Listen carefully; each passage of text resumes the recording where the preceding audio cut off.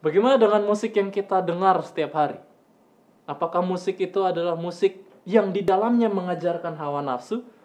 Bisa saja itu adalah musik karya dari nabi palsu.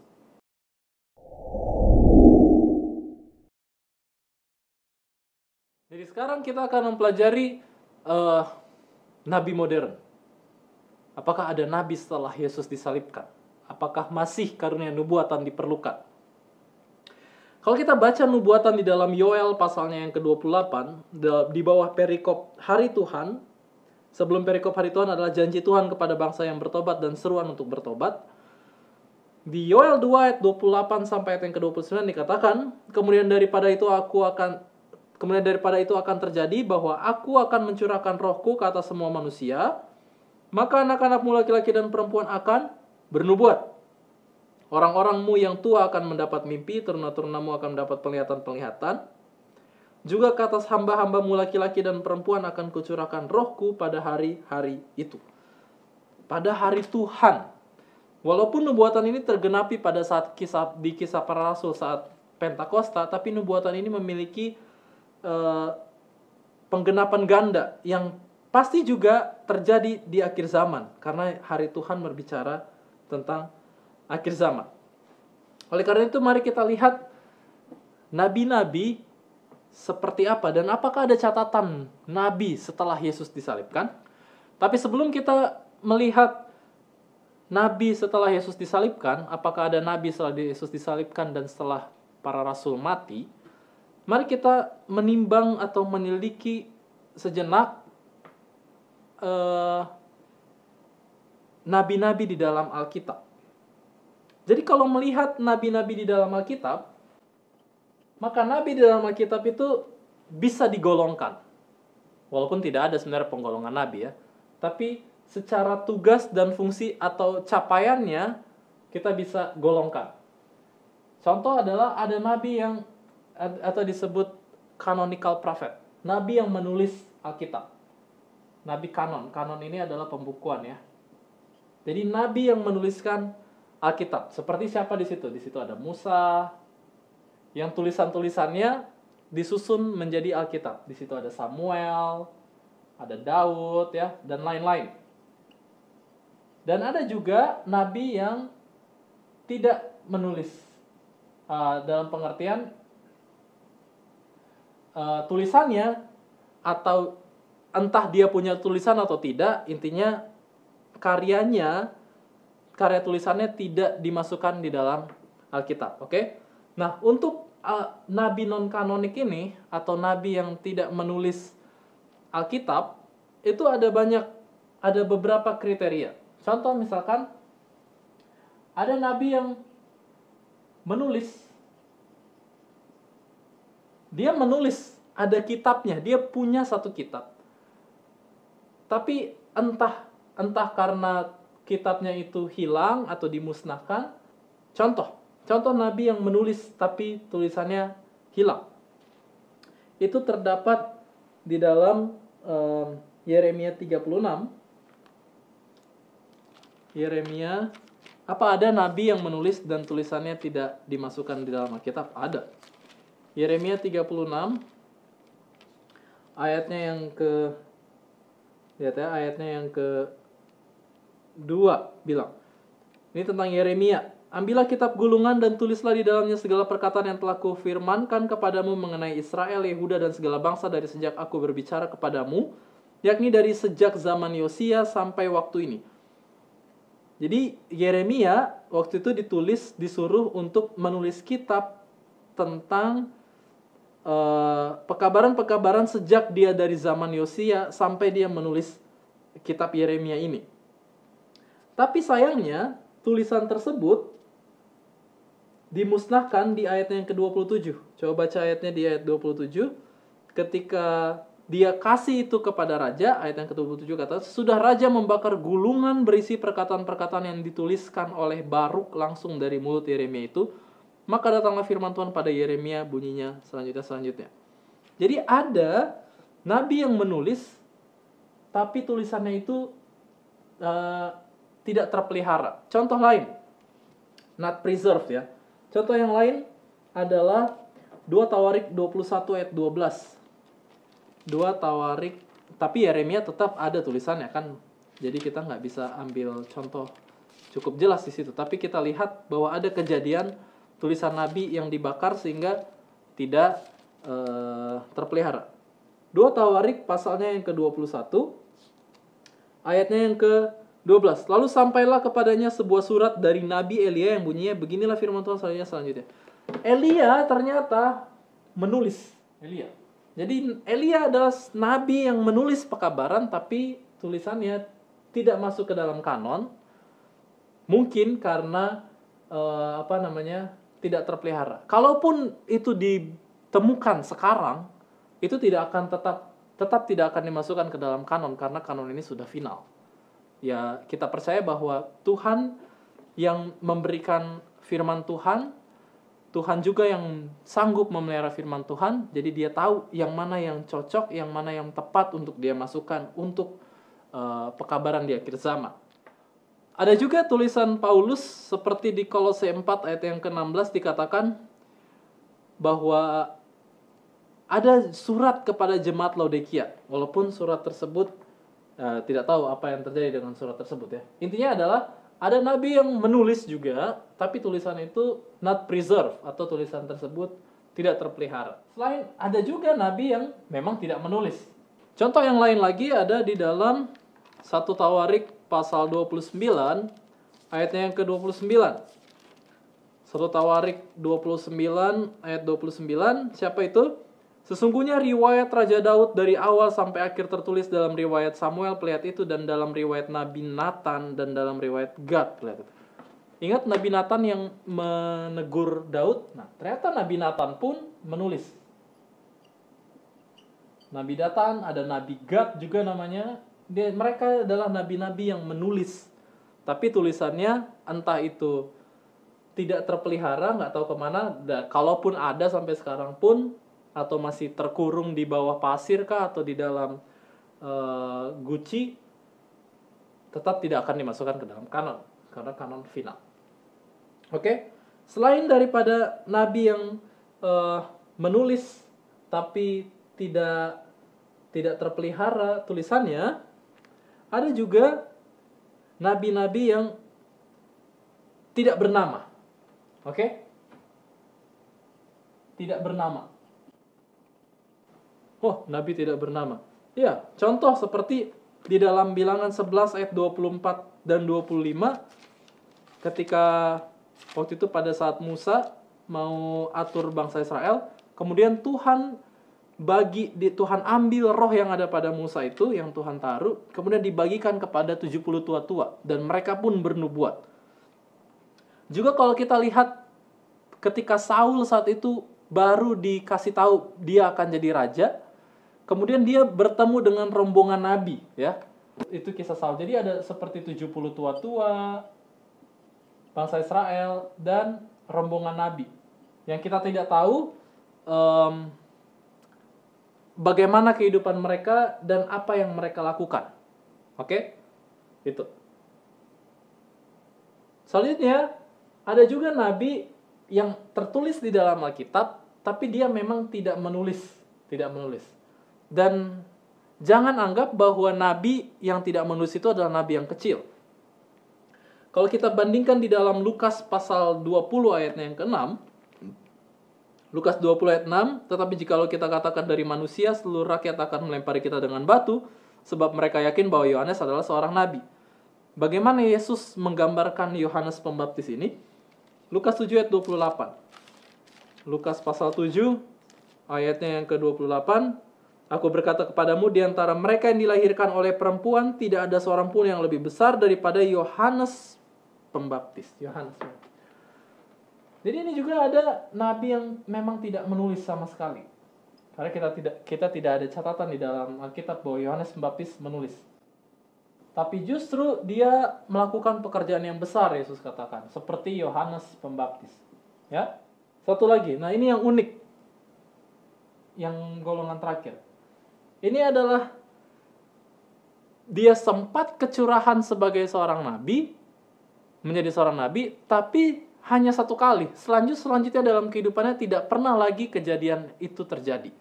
Seperti pada kasus Saul di 1 Samuel 10 ayat yang ke-10. Ketika mereka sampai di Gebea dari sana, maka bertemulah ia dengan serombongan nabi. Nabi yang gerombolan itu ya ini, serombongan nabi.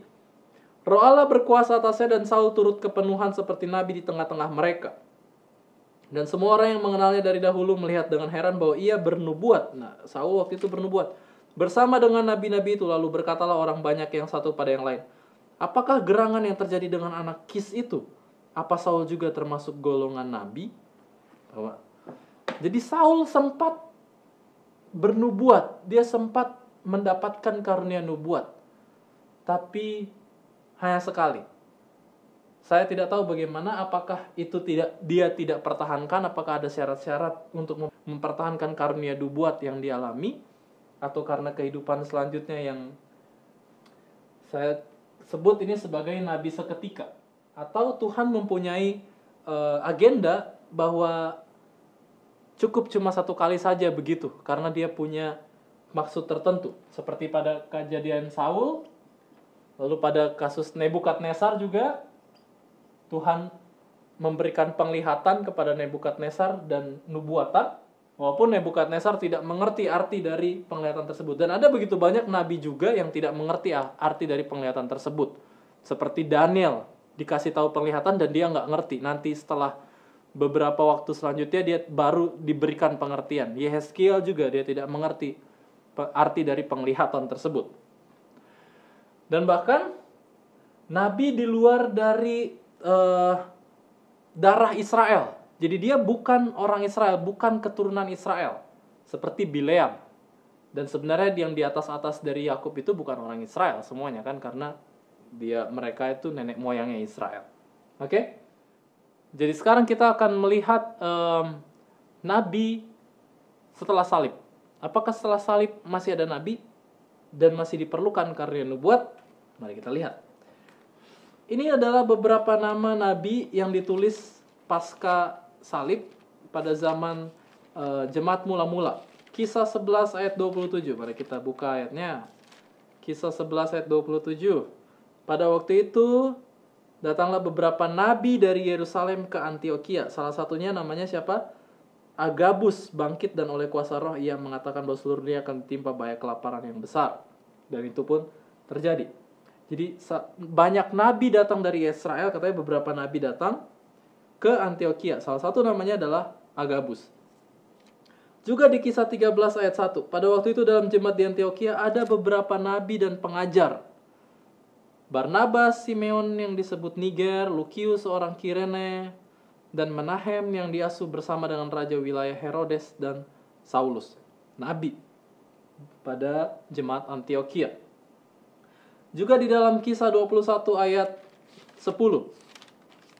Kisah 21 ayat yang ke-10. Setelah beberapa hari kami tinggal di situ, datanglah dari Yudea seorang nabi bernama Agabus. Kembali lagi Agabus diungkapkan.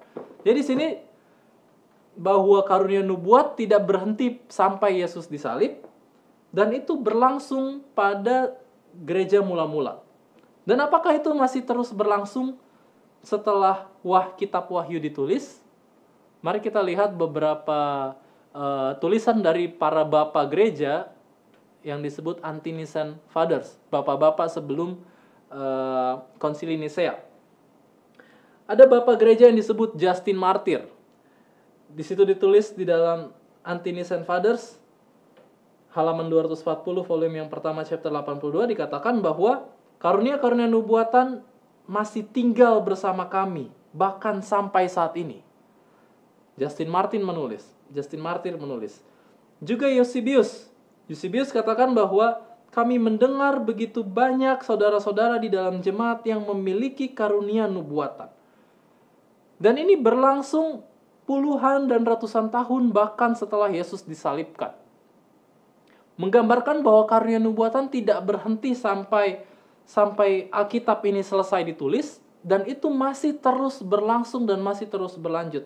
Walaupun kita tidak tahu selanjutnya setelah itu, kemungkinan karena seperti yang terjadi pada kasus buku kitab Yeremia itu yang dibakar, maka kemungkinan tulisan-tulisan dari nabi-nabi pada zaman bapak-bapak gereja pun kemungkinan dibakar. Karena ada begitu banyak tulisan-tulisan reformer juga, tulisan-tulisan yang melawan atau tidak sesuai dengan gereja Am, itu caranya adalah dibakar untuk tidak terjadi penyebaran. Oke? Untuk tidak terjadi penyebaran.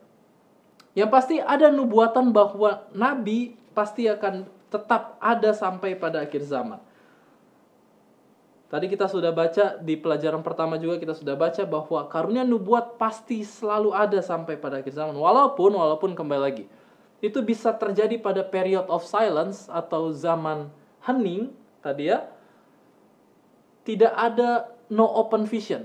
Penglihatan tetap ada, nabi tetap ada, tapi tidak secara umum. Hanya pada kelompok-kelompok kecil saja. Dan tidak tercatat. Kita nggak tahu catatannya seperti apa.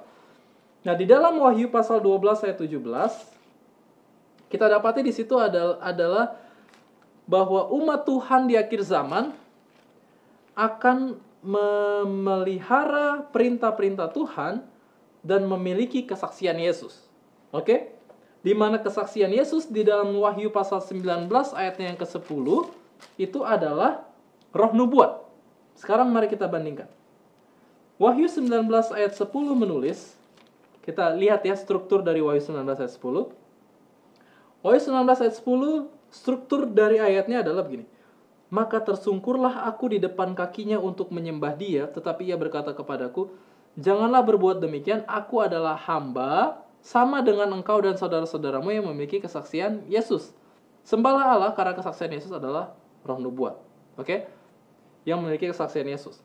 Sekarang kita bandingkan Wahyu 19 ayat 10 dengan Wahyu pasalnya yang ke-22 ayat yang ke-9, kita lihat struktur kalimatnya.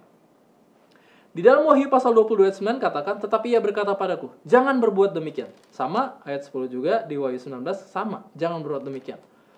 Wahyu 22 ayat 9 lanjutnya, aku adalah hamba, sama seperti engkau dan saudara-saudaramu. Di Wahyu 19 ayat 10 juga sama katanya. Aku adalah hamba, sama seperti engkau dan saudara-saudaramu. Tapi kalau di ayat yang ke-10 di Wahyu 19 katakan saudara-saudaramu yang memiliki kesaksian Yesus, kalau Wahyu 22 ayatnya yang ke-9 katakan bahwa saudara-saudaramu para nabi. Jadi kesaksian Yesus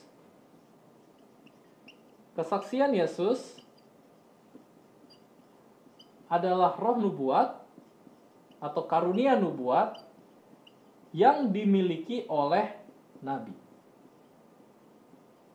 Jadi umat Tuhan di akhir zaman yang adalah umat Tuhan di Wahyu 12 ayat 17, di mana umat Tuhan Wahyu 12 ayat 17 adalah umat Tuhan yang melewati 1260 hari, yang berarti lewat dari 1798 tahun 1798, Tuhan akan memiliki umat yang memiliki kesaksian Yesus, yang memiliki roh nubuat atau yang memiliki nabi. Udah, intinya begitu. Dan sebagaimana pola-pola kenabian lainnya yang kita sudah pelajari, bahwa memang di sekitaran tahun 1798 sampai tahun 1844 Tuhan akan memanggil nabi untuk pembangunan jemaatnya di akhir zaman. Oke? Oleh karena ada nabi di akhir zaman ini, Yesus katakan di dalam Matius juga di dalam Petrus, hati-hati dengan nabi palsu. Hati-hati dengan nabi palsu. Karena ada nabi yang asli, maka ada juga nabi yang palsu. Itulah kenapa kita perlu menguji setiap roh. Di dalam Matius 7 ayatnya yang ke-15 katakan, kita buka ayatnya, Matius pasal 7 ayatnya yang ke-15, firman Tuhan berkata, waspadalah terhadap nabi-nabi palsu yang datang padamu dengan menyamar seperti domba, tetapi sungguhnya mereka adalah serigala yang buas. Di dalam 1 Yohanes 4 ayatnya yang ke-1. Mari kita buka lagi ayatnya. 1 Yohanes 4 ayat 1. Saudara-saudaraku yang kasih, jangan percaya akan setiap roh, tetapi ujilah roh-roh itu apakah mereka berasal dari Allah, sebab banyak nabi-nabi palsu yang telah muncul dan pergi ke seluruh dunia. Jadi sekarang kita akan menguji. Bagaimana menguji karunia nubuat atau roh nubuat itu. Di dalam 2 Petrus 2 ayat 1 dan selanjutnya dikatakan bahwa sebagaimana nabi-nabi palsu dahulu tampil di tengah-tengah umat Allah, demikian pula di antara kamu akan ada guru-guru palsu. Mereka akan memasukkan pengajaran-pengajaran sesat yang membinasakan, bahkan mereka akan menyangkal penguasa yang telah menebus mereka dan dengan jalan demikian segera mendatangkan kebinasaan. Oke? Jadi ajaran. Ujian dari nabi adalah yang pertama adalah menguji nabi ya. Ajarannya. Bagaimana dengan ajarannya? Ingat, kita lihat bahwa nubuat atau firman Tuhan atau karya dari nabi ini bukan hanya sekedar ucapan atau pekabaran, ya. Tapi juga bisa dalam bentuk tulisan, bisa dalam bentuk buku, bisa dalam bentuk musik. Apakah mungkin bahwa musik-musik di akhir zaman juga bisa menjadi media atau sarana bagi nabi palsu untuk mengabarkan atau menyampaikan pekabarannya? Apakah mungkin juga bahwa ada tulisan-tulisan pada zaman kita ini, bentuk-bentuk karya tulis, buku-buku yang ditulis oleh nabi palsu untuk menyisipkan ajarannya? Hati-hati. Ajarannya seperti apa? Kita lihat. Banyak orang akan mengikuti cara hidup mereka yang dikuasai hawa nafsu, dan karena mereka jalan kebenaran akan dihujat. Dan karena serakahnya guru-guru palsu itu akan berusaha mencari untung dari kamu dengan cerita-cerita isapan jempol. Tetapi untuk perbuatan mereka itu hukuman telah lama tersedia dan kebinasaan tidak akan tertunda. Apa ajarannya? Hawa nafsu dan isapan jempol. Bagaimana dengan musik yang kita dengar setiap hari? Apakah musik itu adalah musik yang di dalamnya mengajarkan hawa nafsu? Bisa saja itu adalah musik karya dari nabi palsu. Bagaimana dengan tontonan, buku, karya tulis yang kita lihat, yang kita nikmati, yang setiap hari, yang kita pandang setiap hari? Apakah itu tentang hawa nafsu dan isapan jempol? Sebuah fiksi, sebuah hal fantasi-fantasi yang tidak berfaedah, dongeng-dongeng? Jangan-jangan itu adalah karya dari nabi palsu. Karena nabi palsu ini bukan hanya sekedar mereka yang memperoleh penglihatan, tapi ilhamnya juga bisa didapat dari musik, lagu, buku, tulisan, film mungkin. Ya. Jadi lewat ajaran, hati-hati. Nabi modern, caranya juga pasti modern. Karena sesuai dengan perkembangan zaman. Oke? Selanjutnya tentu saja bahwa prediksinya tergenapi. Atau nubuatannya tergenapi. Ayatnya terdapat di dalam Ulangan 18, ayatnya yang ke-22. Ulangan 18 ayat 22. Apabila seorang nabi berkata demi nama Tuhan dan perkataannya itu tidak terjadi dan tidak sampai, maka itulah perkataan yang tidak difirmankan Tuhan. Dengan terlalu berani nabi itu telah mengatakannya, maka janganlah gentar kepadanya. Nubuatan tergenapi. Dan banyak sekali nabi-nabi palsu yang mengatakan, oh tahun ini terjadi bencana, oh tahun ini kiamat, tahun ini. Time setting. Ketika prediksi tergenapi, maka dia bukanlah utusan Tuhan. Dia bukan utusan Tuhan. Oke? Selanjutnya, sekalipun kembali lagi. Sekalipun ada yang namanya nubuatan bersyarat. Contoh beberapa nubuatan bersyarat yang ada di dalam Alkitab adalah 1 Samuel 2 ayat 30 dan 31. 1 Samuel 2 ayat 30 dan 31, saat itu Tuhan berjanji kepada Imam Eli bahwa, perhatikan, sebab itu demikianlah firman Tuhan Allah Israel, sesungguhnya aku telah berjanji, keluargamu dan kaummu akan hidup di hadapanku selamanya. Tetapi sekarang demikianlah firman Tuhan, jauhlah hal itu daripadaku, sebab siapa yang menghormati aku akan kuhormati, tapi siapa yang menghina aku akan dipandang rendah. Sesungguhnya akan datang waktunya bahwa aku akan mematahkan tangan kekuatanmu dan tangan kekuatan kaummu, sehingga tidak ada seorang kakek dalam keluargamu. Eli. Dia sudah dapat janji dari Tuhan bahwa dia akan melayani Tuhan selamanya. Tetapi karena bersalah, karena kekeliruan, kesalah pilihannya, nubuatan tersebut, janji tersebut hilang daripada dia. Kemudian di dalam Yeremia 18 ayat 7 sampai 10 dikatakan ini. Ada kalanya aku berkata tentang suatu bangsa dan tentang suatu kerajaan bahwa aku akan mencabut, merobohkan dan membinasakannya. Tetapi apabila bangsa yang terhadap siapa aku berkata demikian telah bertobat dari kejahatannya, maka menyesalah aku bahwa aku hendak menjatuhkan malapetaka yang kurancang itu terhadap mereka. Ada kalanya aku berkata tentang suatu bangsa dan tentang suatu kerajaan bahwa aku akan membangun dan menanam mereka. Tetapi apabila mereka melakukan apa yang jahat di depan mataku dan tidak mendengarkan suaraku, maka menyesalah aku bahwa aku hendak mendatangkan keberuntungan yang kujanjikan itu kepada mereka. Jadi itu, bahwa nubuatan pun ada nubuatan yang bersyarat. Di dalam 1 Yohanes pasal 4 ayat yang kedua, 1 Yohanes pasal 4 ayat yang kedua, bagaimana cara menguji nabi selanjutnya adalah 1 Yohanes 4 ayat yang kedua, demikianlah kita mengenal roh Allah. Setiap roh yang mengaku bahwa Yesus Kristus telah datang sebagai manusia berasal dari Allah, dan setiap roh yang tidak mengaku Yesus tidak berasal dari Allah. Roh itu adalah roh anti Kristus. Jadi ujian nabi selanjutnya adalah dia pasti fokus pada Yesus. Dia meninggikan Yesus. Dia bukan meninggikan dirinya, bukan meninggikan martabatnya, tapi dia menunjukkan Yesus. Yesus yang datang sebagai manusia, pengajarannya.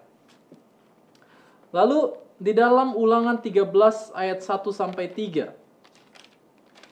Ulangan 13 ayat 1 sampai 3. Apabila di tengah-tengahmu muncul seorang nabi atau seorang pemimpi dan ia memberitahukan kepadamu suatu tanda atau mujizat, dan apabila tanda atau mujizat yang dikatakannya kepadamu itu terjadi dan ia membujuk, mari kita mengikuti Allah lain yang tidak kau kenal, dan mari kita berbakti padanya, maka janganlah engkau mendengarkan perkataan nabi atau pemimpi itu, sebab Tuhan Allahmu mencoba kamu, dan selanjutnya.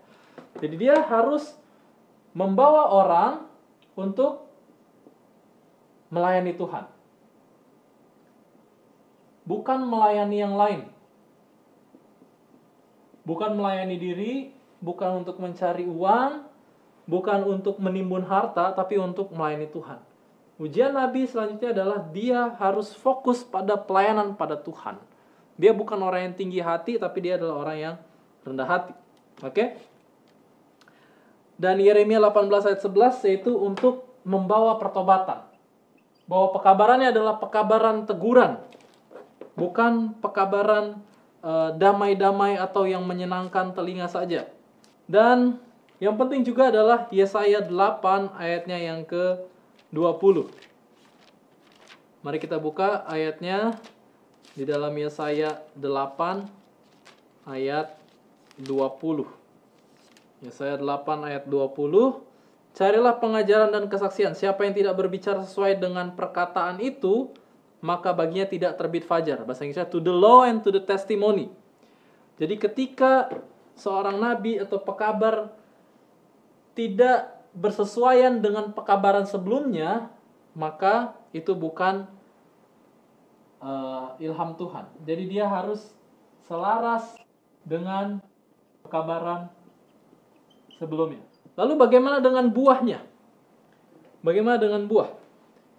Ya, kehidupan yang saleh seperti yang 2 Petrus 2 ayat 1-3 katakan. Dia tidak dikuasai oleh hawa nafsu, tidak mencari harta. Sekalipun, seperti yang kita pelajari sebelumnya, bahwa ada juga nabi-nabi yang tidak bisa kehidupannya dijadikan teladan. Contoh Yunus yang memberontak kepada Tuhan. Contoh Bileam, dia juga seorang nabi yang berbicara oleh roh Tuhan, tetapi dia tamak. Contoh lainnya siapa lagi? Kayafas yang waktu itu bernubuat tentang kematian Yesus, yang sebenarnya intinya adalah kepentingan diri. Itu adalah kepentingan diri. Nabi adalah manusia yang lemah. Nabi juga adalah manusia yang sama dengan kita. Jadi jangan pernah untuk meninggikan orangnya, tapi tinggikanlah pekabaran kebenarannya. Karena tidak pernah ada satu ajaran untuk mengkultuskan seseorang.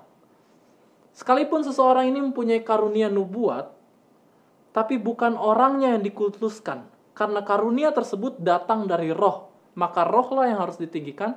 Bukan orangnya yang ditinggikan, bukan orangnya yang diagung-agungkan dan diidam-idamkan, tetapi kebenaran firman-Nya. Pekabarannya lah yang perlu dilihat, pekabarannya lah yang perlu diperhatikan, bukan orang yang membawakannya.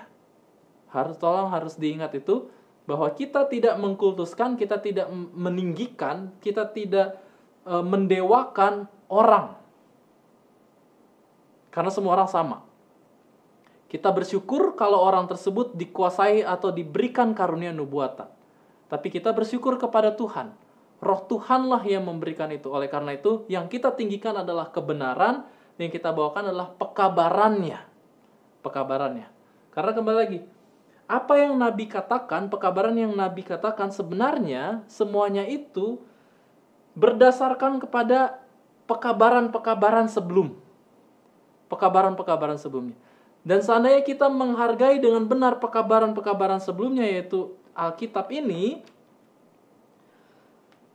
maka pekabaran-pekabaran yang dibawakan oleh Nabi pun bisa memperlengkapi kita, membuat kita lebih memperjelas kita tentang pekabaran-pekabaran yang sudah ada. Itu dia. Tentang pekabaran-pekabaran yang sudah ada. Dan sebagai orang Advent, kita percaya di antara tahun 1798 sampai tahun 1844, ketika Tuhan sekali lagi mendirikan umatnya di akhir zaman, pada pergerakan Advent, Tuhan memanggil seorang nabi lagi, yaitu Ellen G. White.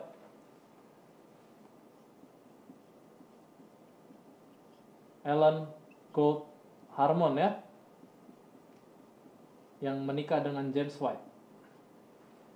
Dan kita di pertemuan saya kita akan melihat dan menguji apakah benar dia ini, Ellen Gold Harmon atau Ellen White ini, pekabarannya diinspirasikan, tulisan-tulisannya diinspirasikan oleh firman Tuhan. Dan di pertemuan selanjutnya kita akan belajar bagaimana untuk menggunakan tulisan-tulisan dari Nabiah Ellen White ini.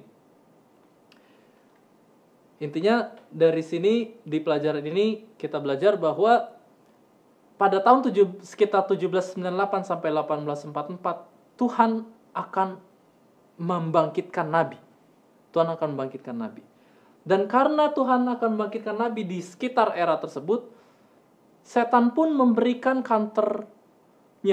counterfeit-nya ya. Setan pun memberikan tandingannya, seperti ketika Musa melawat Firaun, setan pun memberikan tandingannya. Musa melemparkan tongkat kemudian jadi ular. Ada juga tandingan nabi palsu juga melemparkan tongkat kemudian jadi ular. Maka di sekitar tahun 1798 sampai tahun 1844 pun ada begitu banyak pergerakan-pergerakan spiritual yang bangkit pada saat itu. Seperti pada gereja Mormon, kemudian karismatik, pergerakan karismatik muncul juga di sekitar era tahun tersebut, termasuk New Age Movement, pergerakan zaman baru yang nabinya mereka sebut namanya Helena Blavatsky. Dan pada sekitaran tahun tersebut terjadi memang kebangunan rohani yang besar-besaran, termasuk pergerakan spiritual movement begitu banyak muncul dan berkembang, termasuk di situ adalah pergerakan Advent. Itulah kenapa kita penting untuk menguji setiap nabi yang muncul, khususnya pekabarannya dan sarana-sarana yang dia gunakan. Dan bagaimana kita menggunakan tulisan-tulisan nabi ini dengan cara yang tepat dan benar sesuai dengan kehendak Tuhan. Itu kita akan pelajari di pertemuan selanjutnya. Oke, jadi kita tutup pertemuan yang kedua ini dan kita berdoa. Bapa yang di surga, kami bersyukur kami dapat diterangi lagi oleh firman Tuhan tentang bagaimana Tuhan mengutus hamba-hambamu, para nabi, untuk membangun jemaat. Bagaimana Tuhan memiliki pola untuk membangun jemaat agar kami dapat diperlengkapi untuk setiap perbuatan baik. Tolong kami untuk menghargai setiap tulisan-tulisan yang Tuhan telah kirimkan atas dasar kasih sayang Tuhan. Tolong kami Bapa, agar setiap hari kami bertumbuh dan lebih mencintai kebenaran-Mu. Ini doa kami di dalam nama Yesus. Amin.